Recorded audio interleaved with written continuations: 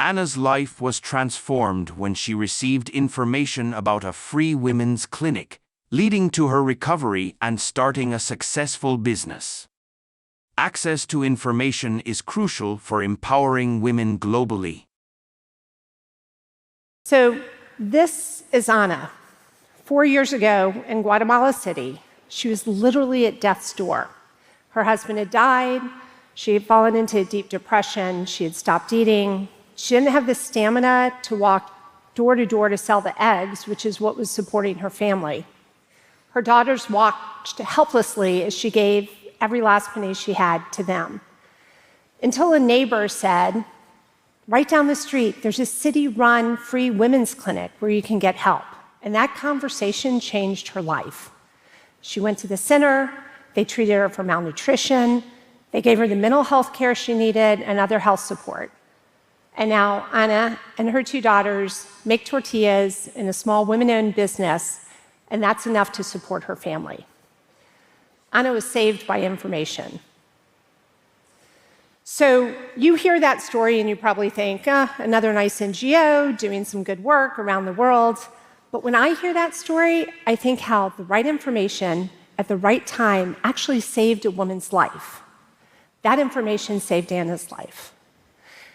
At the Carter Center, we work on global health and peace around the world. And I've been in the business long enough to know that there is no silver bullet to solving our world's problems. But the closest thing we have is access to information. And I consider that a master key because it unlocks human rights for everyone around the world. And it's because of that that Anna's life and many other women's lives were saved. So when you work for President Carter, you spend a lot of time thinking about human rights. And when your other boss is Rosalind Carter, you spend a lot of time thinking about women's rights.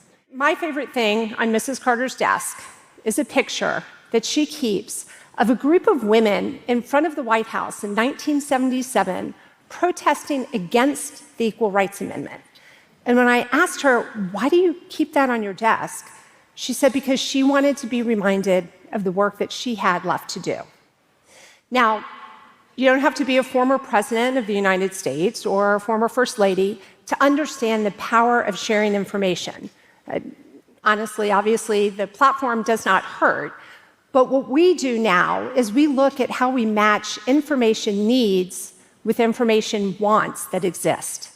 So when we talk to President Carter about the fact that there's a gap between how men and women receive information, we ask very specifically, we want to run a program on this, but he is a very disciplined engineer, and he said, it's an interesting thesis, but can you prove it, and can you come up with a program that's actually going to make a difference? So, not working on anecdotal information, we decided to survey about 2,000 women, people in Guatemala, Liberia, Bangladesh, and we wanted to ask government offices, are women seeking information?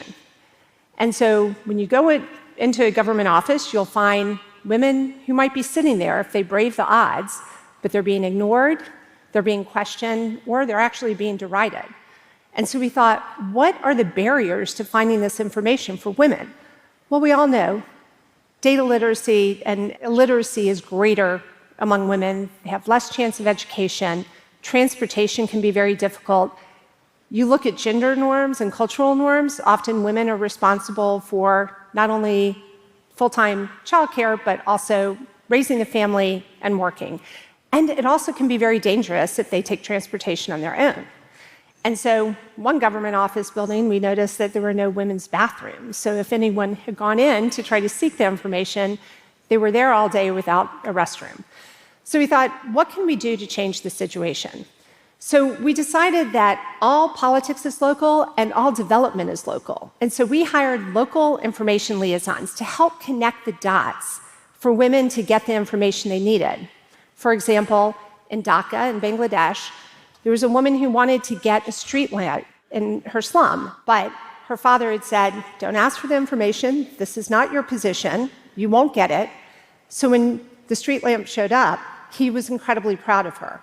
And in Liberia, a group of women came together and they sought information on county development funds.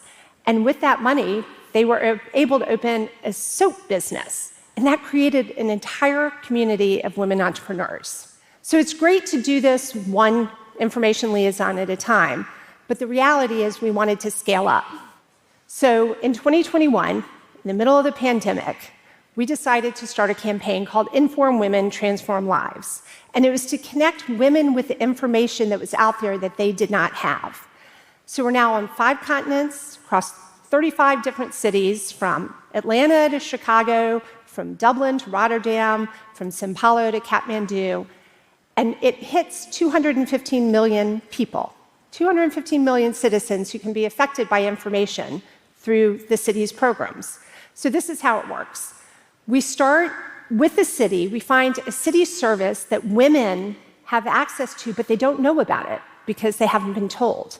And then we run radio jingles, we do murals, we do transit ads, we use social media, and we get them the information. We meet women where they are. So it seems quite simple, and the results were real.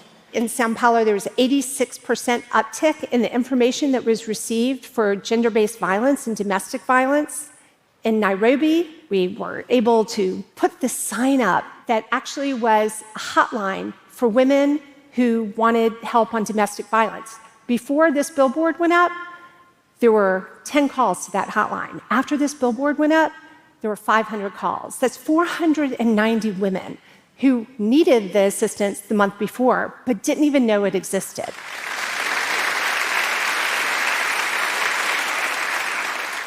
In Cape Town, we brought women together from a township. We brought them to the public library. We had the city talk about how to access information services. And there was an uptick in everything from requests for street cleaning to COVID vaccinations. And in Kampala, women were able to get increased loans so women entrepreneurs could start. In Chicago, the benefit of having a city key card was something that many women didn't know about until we started the campaign. It serves as a government ID, a health prescription card, a transit card, a public library card, and there was a 225% uptick in requests for the city of Chicago. And then here in Atlanta, we have a program that we call Safe Spots. It's a program that the city started to create in fire stations a safe spot for women and children who are going through domestic abuse to enter. The fire station shuts down, the immediate assistance is given to the person who needs it. And it's very difficult to walk into a police station if you're in a domestic abuse situation. But fire stations we've all been to, we've all sat there, we've rang the bell, people feel more comfortable. And we always have to check our assumptions because the reality is we thought this was going to be something that was used in the lower income parts of town, but in fact, the data shows that in the more affluent areas, people are walking into those fire stations as safe spots. So we all do our work for very different reasons. I will tell you that I am the daughter of an incredibly amazing woman who taught me I could be anything that my 3 older brothers could be. I am now a mother of 2 amazing daughters who are incredibly independent and a very well-trained and sensitized teenage son. We need more of those. And often it's my vision of Mrs. Carter's picture that is sitting on her desk, reminding me that for 40 years she looked at that picture and she knew that that was work that still needed to be done. Or, of course, it could be the fact that President Carter, who is 99 and still cares deeply about this issue, when he was 89, at the spry age of 89, he wrote a book on women's issues and human rights, and he gave a talk at TED Women.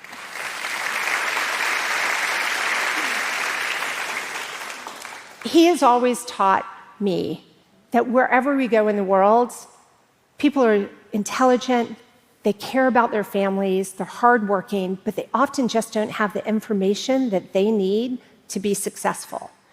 And so it's my job, it's all of our jobs, to help women get that information. Because it's really quite simple.